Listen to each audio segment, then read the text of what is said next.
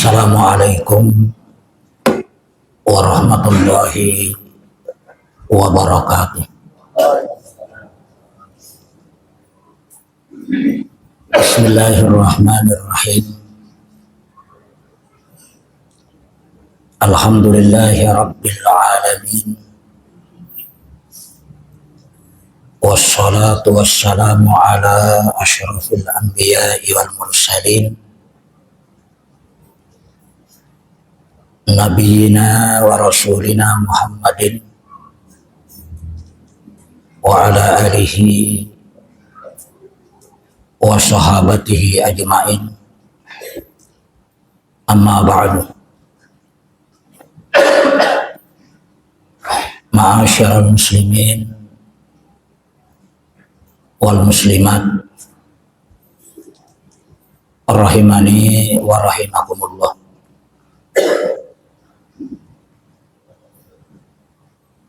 Pertama-tama, tidak ada kata yang lebih pantas, lebih layak untuk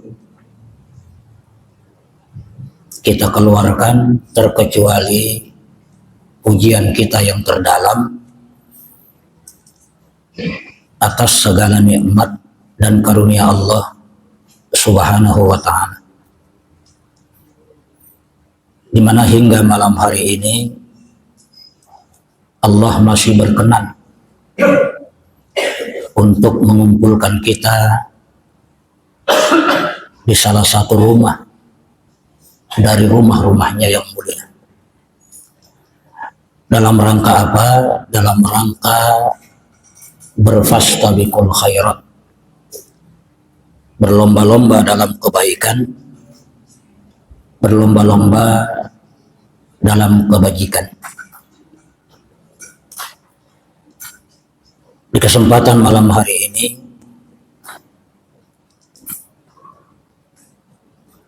kita hanya akan membedah satu hadis yang diriwayatkan oleh Imam Bukhari dan Muslim dari Abdullah bin Abbas radhiyallahu anhu. Al-Imam Nawawi rahimahullahu ta'ala berkata dalam kitab beliau Al-Azkar, beliau berkata, warawayna fi sahihaihima an Ibnu Abbasin radhiyallahu anhum. Kata Imam Nawawi, kami juga meriwayatkan dari dua hadis sahih, yaitu riwayat Imam Bukhari dan Imam Muslim dari sahabat Abdullah bin Abbas radhiyallahu anhu, anna Rasulullah sallallahu alaihi wa alihi wasallam marra biqabraini, bahwa Rasulullah sallallahu alaihi wa alihi wasallam pernah berjalan melewati dua kuburan. Faqala, lalu beliau bersabda, ya, innahuma la yu'adzabani wa ma yu'adzabani fi kabirin. Rasulullah bersabda, sesungguhnya dua penghuni kubur ini itu benar-benar sedang disiksa. Wa ma yu'adzabani fi kabirin, dan tidaklah keduanya itu disiksa fi kabirin, ya, karena dosa besar. Ya. Nah, hadis ini itu sebahagian orang memahami bahwa dua orang yang ada di kubur itu yang sedang disiksa itu bukan karena dosa besar.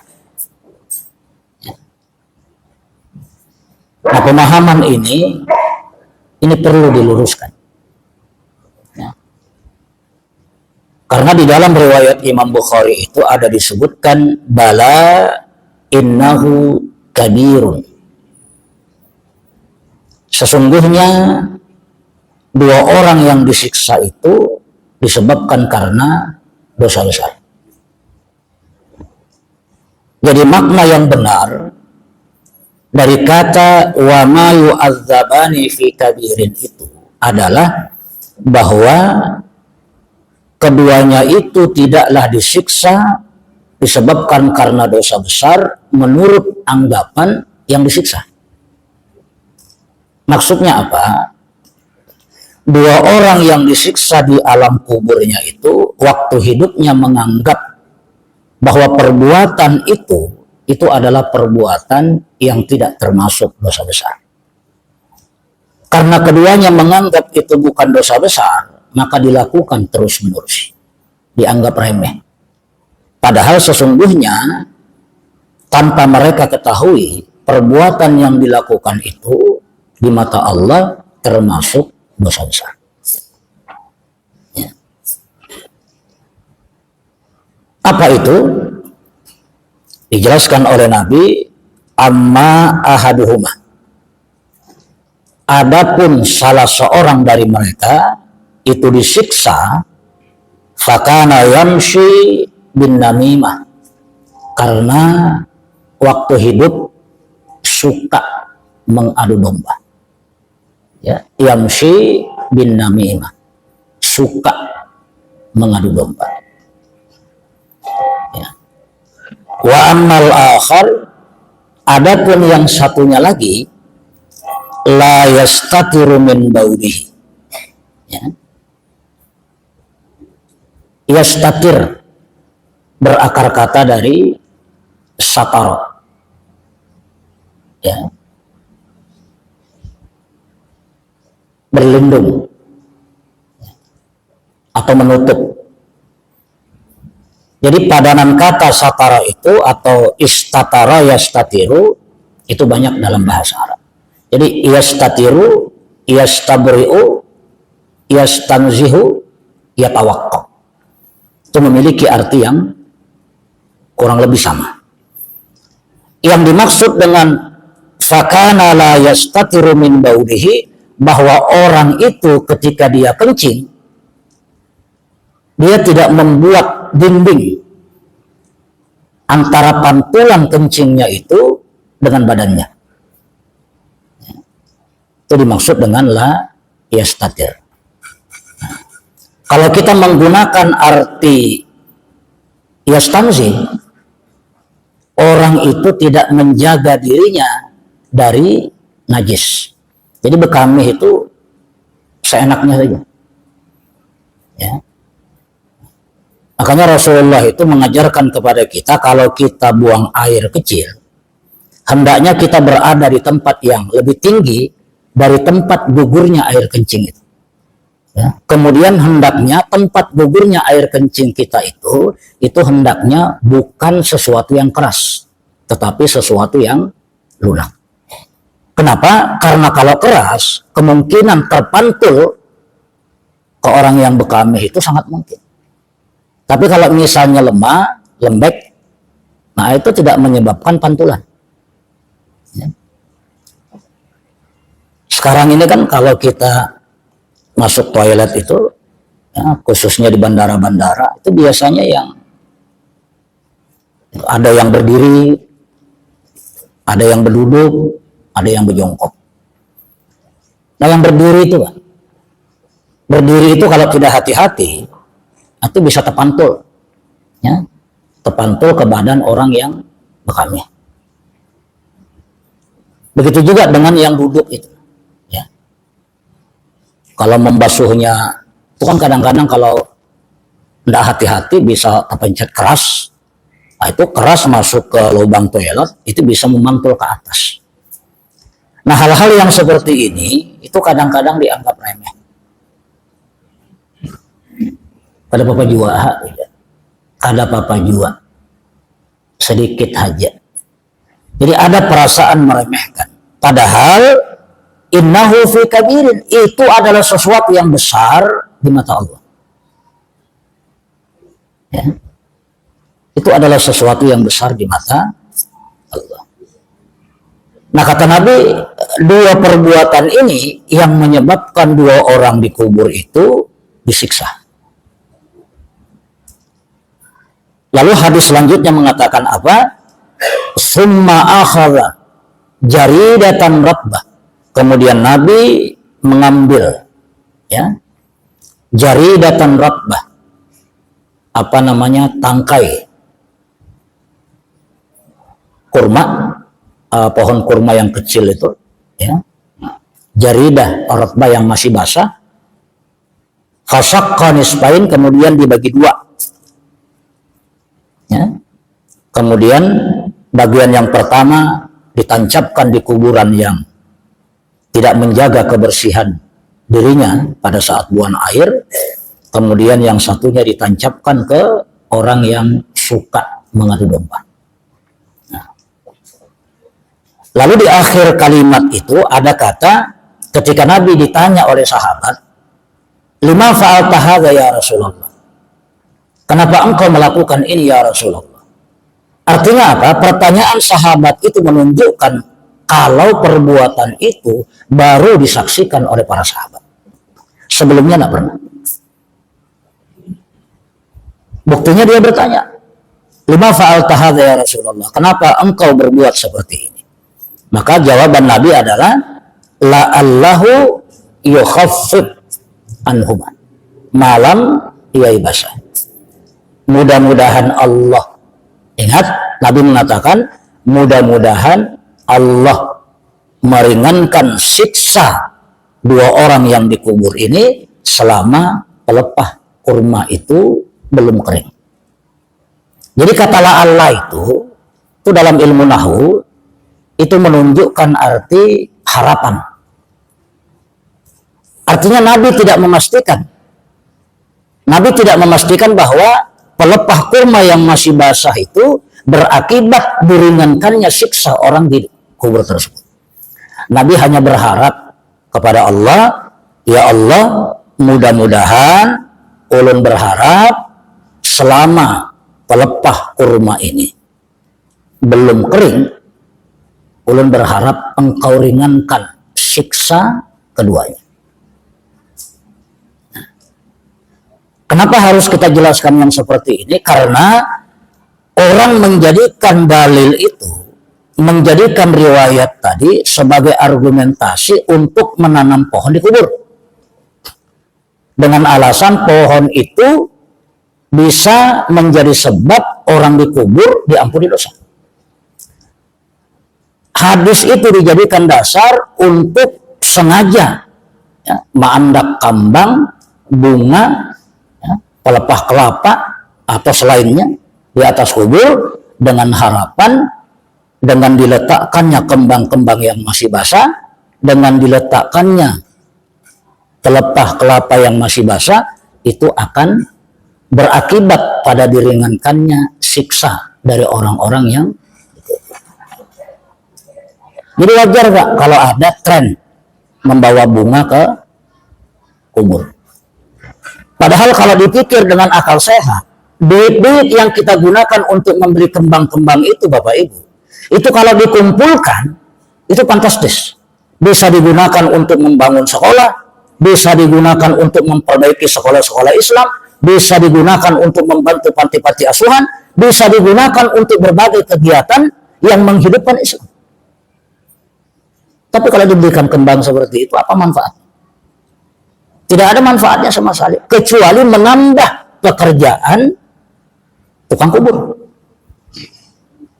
Tidak ada manfaatnya kecuali menambah kerusakan pemandangan di kubur. Karena hal-hal seperti itu tidak bermanfaat. Ya. Kemudian yang lebih ekstrim dari itu, hadis ini justru jadikan dalil tidak bolehnya mencabuti rumput yang ada di kuburan. Mereka berdalil bahwa rumput-rumput yang tumbuh di kuburan itu bisa memintakan ampun kepada Allah, ya, bisa menjadi sebab diringankannya siksa dari orang-orang yang dikubur. Pohon-pohon itu tidak boleh ditebang karena itu bisa memintakan ampun. Pendapat-pendapat ini wajib diluruskan. Kenapa? Karena baik tidaknya seseorang di alam kuburnya, kata Nabi, itu tergantung dari amal solehnya. Tidak ada kaitannya sama sekali dengan rumput-rumput yang ada di atas kubur. Tidak ada kaitannya sama sekali dengan pohon-pohon rambutan, mangga yang tumbuh di atas kubur. Dengan demikian, mencabuti rumput-rumput yang ada di kubur. Bahkan kalau perlu menebang pohon yang ada di kubur, itu bukan haram, tetapi sesuatu yang boleh. Kenapa? Karena orang yang melarang itu berdalil bahwa mereka itu bermanfaat bagi orang yang padahal tidak sama sekali. Kenapa? Rasulullah itu tidak memastikan. Rasulullah mengatakan la'allah. Ya. Itu artinya harapan. Aku berharap kepada Allah, mudah-mudahan sebelum pelepah kurma basah ini kering, dosa siksa dari keduanya itu diringankan. Dan satu hal lagi, bahwa itu khususnya untuk Nabi dan khususnya untuk dua penghuni kubur itu, serta tidak berlaku untuk orang selain mereka. Itu sebabnya tidak ada satu orang sahabat pun yang ikut dengan Nabi melakukan yang seperti itu sepeninggal Nabi. Karena mereka paham bahwa itu hanya khususnya buat Nabi.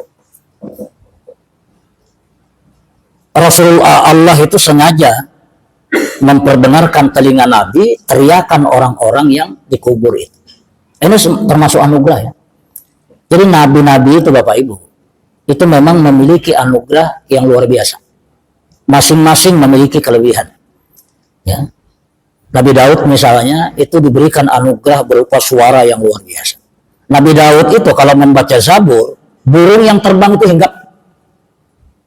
Ya. Orang yang berkelahi itu berhenti berkelahi, Pak. Saking merdunya suaranya, saking luar biasanya suaranya. Nabi Yusuf diberikan anugerah berupa ketampanan yang luar biasa. Nah, Rasulullah itu diberikan anugerah berupa pendengaran supersonik. Pendengaran yang bisa menjangkau alam lain. Karena kuburan itu kan bukan alam kubur. Jadi ketika ada orang berteriak dari kuburannya, itu sesungguhnya berasal dari alam kubur. Ya. Alam kubur itu bukan kuburan. Alam kubur itu di suatu tempat yang disebut alam barzah. Ya. Alam barzah. Jadi alam kubur dengan alam dunia itu ada dinding namanya barzah. Dinding ini tidak akan pecah, dinding ini tidak akan hancur kecuali hari kiamat. Oleh sebab itu sangat tidak masuk akal sekali kalau ada orang mengatakan bahwa ada orang bangkit dari kubur. Bagaimana mungkin bisa bangkit dari kubur sementara antara alam barzah dengan alam dunia itu ada dinding. Di mana dinding itu kata Allah tidak akan hancur kecuali hari kiamat. Malam Jumat misalnya ada keluarga datang ke pintu-pintu rumah gitu. Bagaimana mungkin itu bisa terjadi? Kapan mereka istirahat? Apabila orang itu maksiatnya di dunia luar biasa, maka di alam kuburnya dia menerima siksa kubur. Kalau kita ahlu sunnah Bapak Ibu, mohon maaf, kita beriman bahwa siksa kubur itu ada, nikmat kubur itu ada. Walaupun kita akui bahwa ada sebahagian kelompok di dalam Islam yang tidak mengakui siksa kubur. Mereka tidak percaya dengan siksa kubur, mereka tidak percaya dengan nikmat kubur. Alasan mereka apa? Seluruh hadis-hadis yang berbicara tentang nikmat kubur, seluruh hadis-hadis yang berbicara tentang siksa kubur, itu tidak ada yang mencapai derajat mutawatir. Semuanya ahad. Sehingga siksa kubur yang merupakan perkara gaib, itu tidak boleh dibangun di atas landasan hadis-hadis ahad. Jadi mereka tidak percaya. Hizbut Tahrir itu tidak percaya dengan siksa kubur. Mereka menilai hadis-hadisnya ahad, ya, bukan mutawatir. Kan hadis itu kan dua bala. Nah, ada mutawatir, ada ahad. Ahad ini nanti dibagi lagi, ada sahih, ada hasan, ada sahih li zatihi, ada hasan li zatihi, li ghairihi, kemudian ada dhaif. Tidak sampai pada derajat mutawatir sehingga tidak wajib kita imani. Itu alasan mereka. Kalau kita prinsipnya sederhana. Persoalan hadis itu mutawatir atau ahad, itu tidak jadi soal. Kalaupun dia ahad, tetapi kalau diriwayatkan oleh orang-orang yang terpercaya, diriwayatkan oleh Imam Bukhari, diriwayatkan oleh Imam Muslim, maka kita wajib percaya. Karena sahih. Jadi kita beriman bahwa siksa kubur itu ada, nikmat kubur itu ada. Nah, Rasulullah itu mendengar teriakan itu. Berarti apa? Rasulullah memiliki anugerah pendengaran supersonik. Dia mendengar, ya, dari balik alam itu. Dan kejadian ini bukan sekali, Pak. Rasulullah pernah berbicara dengan Abu Jahal ketika Abu Jahal itu dikubur. Apa kata Nabi? Wahai Abu Jahal, apakah engkau sudah mendapatkan kebenaran dari apa yang aku sampaikan? Dan Rasulullah menjawab, mendengar jawaban Abu Jahal. Tapi sahabat-sahabat yang lain tidak dapat. Itu artinya apa? Rasulullah diberikan anugerah berupa pendengaran supersonik. Orang lain tidak bisa mendengar, beliau mendengar. Sekali waktu Rasulullah itu masuk ke sebuah kebun di Madinah itu, ya, kebun Bani Najjar. Beliau menunggangi keledai, Pak. Nah, keledai. Keledai itu asalnya jalan biasa, ya, santai. Nabi di atas santai. Tiba-tiba begitu keledai itu dekat dengan kubur, di hadapannya itu pas kubur, keledai ini berpaling. Tiba-tiba buka, Pak. Rasul itu hampir jatuh. Ya, gara-gara keledainya tadi buka. Nah, kemudian Rasulullah bertanya kepada penjaga kebun itu, ini kuburan siapa? Ujar penjaga kebun, ini adalah kuburan orang-orang musyrik. Mereka dikubur di sini dalam keadaan masih musyrik. Rasulullah mendengar, ya, keledai mendengar, ya, keledai mendengar. Jadi suara orang yang teriak di alam kubur itu, ya, itu bisa didengarkan oleh semua makhluk kecuali dua, jin dan manusia. Kalau ada orang jahat, Pak, kubur malamnya taruh ayam di situ, buka ayamnya, Pak, dia mendengar, ya, mendengar suara-suara di balik kubur. Kenapa manusia dan jin ditutupi telinganya dari mendengar itu? Itu sebagai ujian. Kalau setiap kita bisa mendengar suara teriakan dari kubur, bisa-bisa tidak ada di antara kita yang kafir. Oh, rajin bertahan kita sholat berjamaah, rajin bertahan kita duduk di majelis ilmu. Ya, Allah ingin menguji, sehingga telinga kita ditutup dari mendengar hal-hal yang seperti itu. Nah, ya, itu ujian. Sekaligus nikmat, ujian sekaligus nikmat. Andai kata kita bisa mendengar, Pak, kada kawa guring kita. Kada kawa. Nah, jadi itu dua tadi. Ketujuh mengadu domba, lawan bebersih itu kada tapi serius. Ya. Nah, ketika kita berbicara tentang yamshi bin namimah, mengadu domba, itu sebenarnya kita juga sedang berbicara tentang gibah. Karena gibah dengan namimah itu sepupu sekali. Ya. Apa perbedaan namimah dengan gibah? Perbedaannya terletak pada motivasi, terletak pada tujuan. Kalau gibah itu membicarakan orang lain di belakangnya, dan yang dibicarakan itu bujur. Itu gibah. Motivasinya apa? Untuk meruntuhkan nama baik orang lain. Jadi gibah itu tujuannya mencemarkan nama baik orang lain. Kalau namimah, Namimah ini memindahkan perkataan orang lain kepada orang lain. Dengan tujuan apa? Memutuskan hubungan antar individu. Jadi perkataan orang yang jelek itu disampaikan kepada orangnya. Tadi dia si Anu tuh ngepandir aja. Ujar si Anu ini. Di hadapan orang yang tujuannya apa? Agar terjadi perpecahan, permusuhan antara individu. Jadi motivasinya saja. Ya, motivasinya.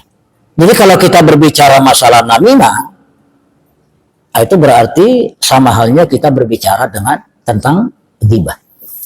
Bapak Ibu, dalam sebuah hadis itu Rasulullah mengatakan kepada para sahabat, atadruna mal ghibah. Ya. Atadruna mal ghibah. Ulun itu Pak ketujuh ketika membaca hadis itu memperhatikan kalimatnya. Ya. Karena ulun menganggap bahwa setiap kalimat itu memiliki makna yang tersendiri, ya, yang berbeda dengan makna walaupun kata itu mungkin sepadan. Tetapi ada penekanan-penekanan yang perlu kita jelaskan. Satu contoh misalnya, Nabi bertanya dengan menggunakan diksi atadruna mal ghibah. Ya. Nabi tidak mengatakan ata'lamuna mal ghibah. Atau Nabi tidak mengatakan ata'rifuna mal ghibah. Padahal darayadri itu secara sederhana artinya mengetahui. Alima ya'lamu itu juga mengetahui. Arafa ya'rifu itu juga mengetahui. Kenapa Nabi tidak menggunakan diksi ma tadrun? Menggunakan diksi ata'rifuna mal ghibah. Atau tidak menggunakan diksi ata'lamuna mal ghibah, tetapi justru menggunakan atadruna mal ghibah. Jawabannya pertama, karena kata dara yadri dirayatan itu tidak digunakan kecuali untuk sesuatu yang dahsyat. Artinya apa? Ini sebuah isyarat ketika Nabi bertanya kepada sahabat menggunakan diksi atadruna, itu menunjukkan bahwa sesuatu yang akan diungkap sidin adalah sesuatu yang sangat dahsyat dan berbahaya. Atadruna mal ghibah. Nabi tidak mengatakan ata'lamuna mal ghibah. Padahal artinya sama. Ya.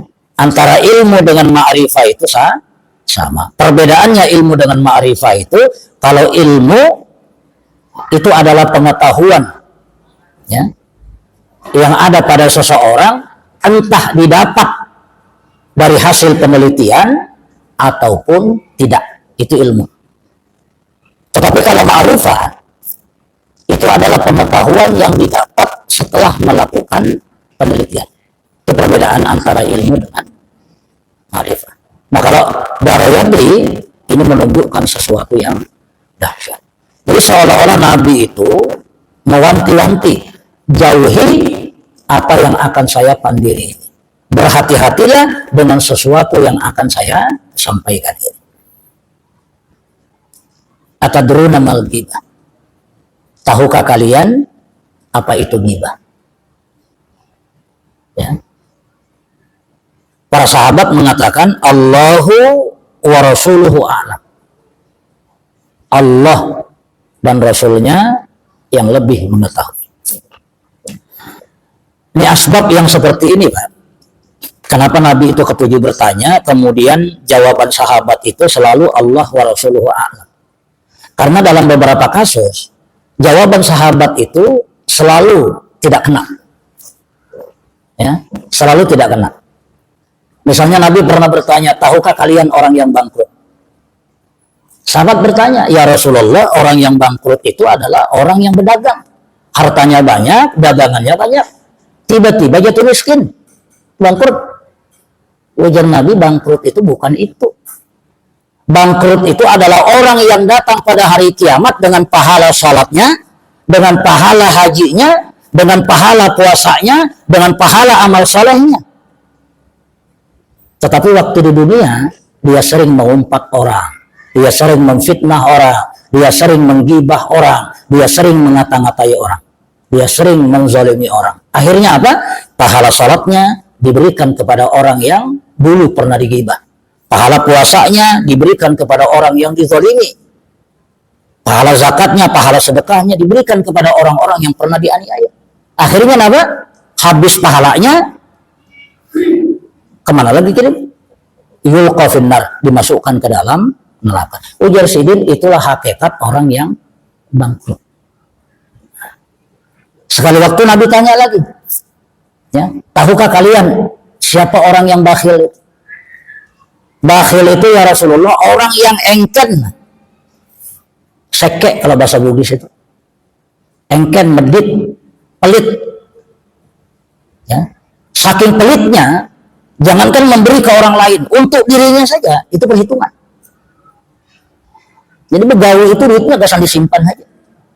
Pelit. Itu pelit. Ujar Nabi, bukan itu. Al-bakhil man dzukirtu indahu walam yusalli alayya. Bakhil itu kata Nabi, medit itu kata Nabi, seke itu kata Nabi adalah orang yang ketika namaku disambat, namaku disebut, dia tidak berselawat kepadaku. Itu orang bakhil. Di khutbah itu Pak berapa kali nama Nabi disebut? Sepanjangan itu kan berapa kali nama Nabi disebut itu? Sallallahu alaihi wasallam. Berapa kali kita jawab? Nah, apakah harus tetap kita jawab semuanya itu setiap kali menyebut nama Nabi kita jawab, menyebut nama Nabi kita jawab? Tidak. Kalau kita kerucutkan ke dalam ilmu fikih, ketika nama Nabi pertama kali disebut, lalu kemudian kita bersalawat, maka itu sudah mencukupi. Jadi selanjutnya itu tidak usah lagi. Cukup sekali itu saja. Ya. Biasanya kan diriwayatkan oleh Rasulullah Sallallahu Alaihi Wasallam. Allahumma salli wa sallim alaihi. Yang itu disambat lagi adanya. Kalau pian hendak bersalawat silakan. Bila kada Bapak, yang penting sekali sudah mencukupi. Itu kalau kita kerucutkan ke dalam ilmu fikih.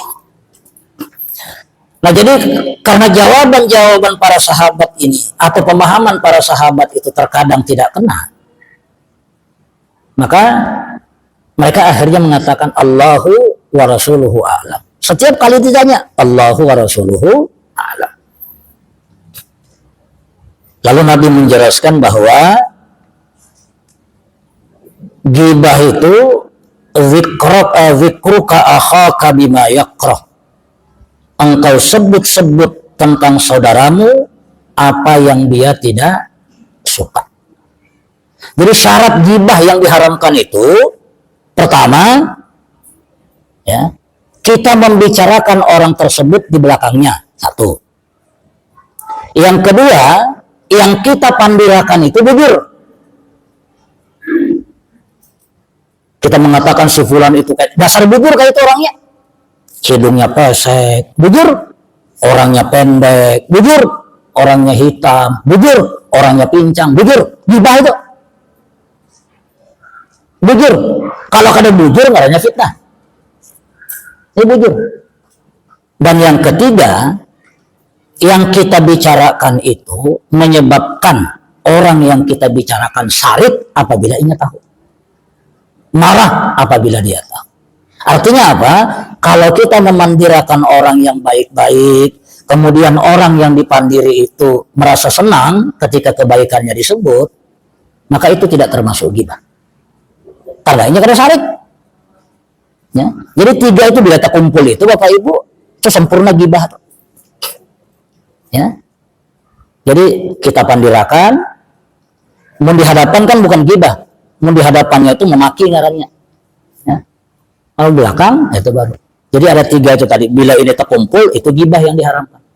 Kenapa kita berkata demikian? Karena ada 6 perkara yang secara bahasa itu ghibah, tetapi menurut agama itu tidak termasuk ghibah yang diharamkan.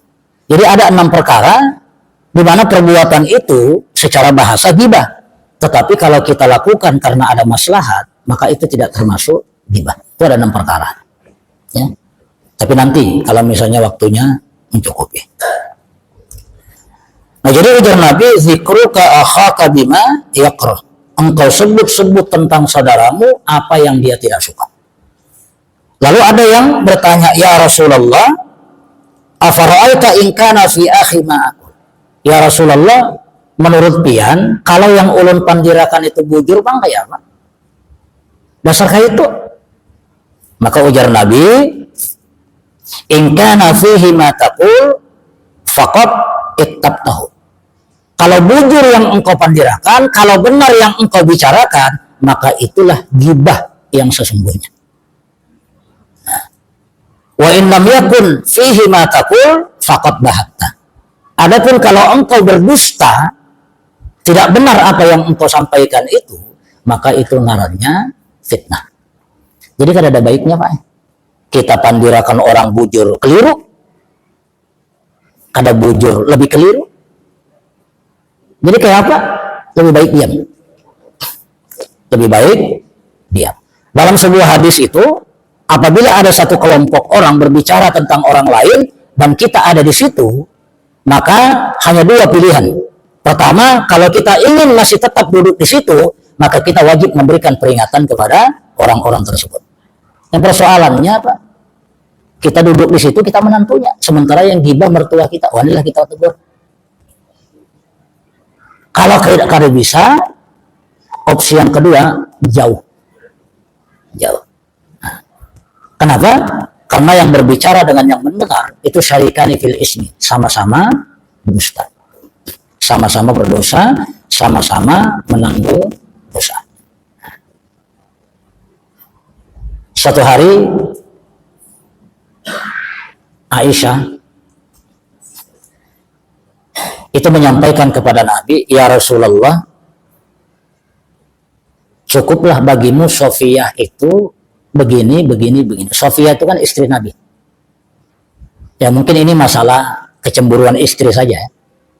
Ya, kecemburuan istri. Jadi Aisyah itu, ngarannya perempuan, kita tilik dari sisi kewanitaannya.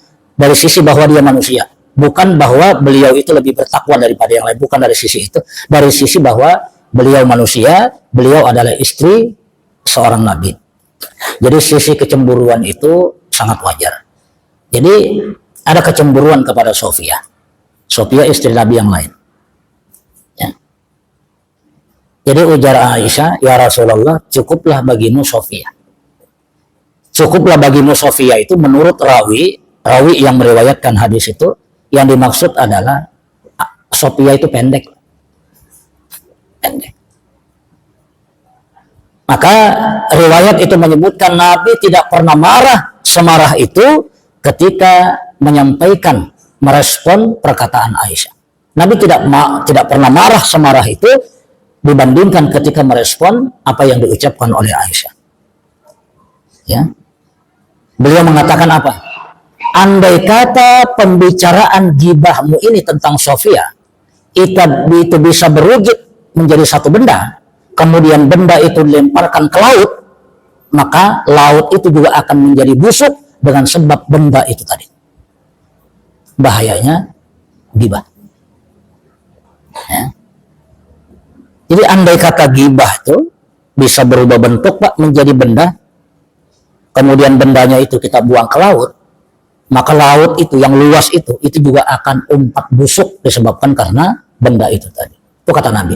Saking marahnya Nabi, ya, merespon perkataan Aisyah. Nah, jadi jangan sampai kita melakukan itu. Tapi Ustadz, kita hendak memberi contoh ke orang lain, Bang. Berikan contoh saja, tetapi jangan sebut nama. Jangan sampai kita berkata seperti ini, tahulah pian si fulan. Itu yang berjual bahan bangunan, Haji Ano, tapi kadang-kadang kita menggibah. Bagaimana mungkin kada menggibah itu sudah masuk gibah. Tapi kita kada menggibah, malah kita ini mengambil pelajaran saja. Kada kawan diterima. Mun hendak juga ceritakan ada pian orang nak kayak ini. Jadi kalau suami nyebut nama, dia masalah. Itu dulu Pak lah. Jadi intinya gibah namimah itu menjadi penyebab siksa kubur. Maka saman hari baik pengumuman aja innalillahi wa inna ilaihi raji'un. Nah itu dulu, nanti kita akan sambung di pertemuan berikutnya. Billahi taufiq wal hidayah. Mohon maaf atas segala kekurangan. Assalamualaikum warahmatullahi wabarakatuh.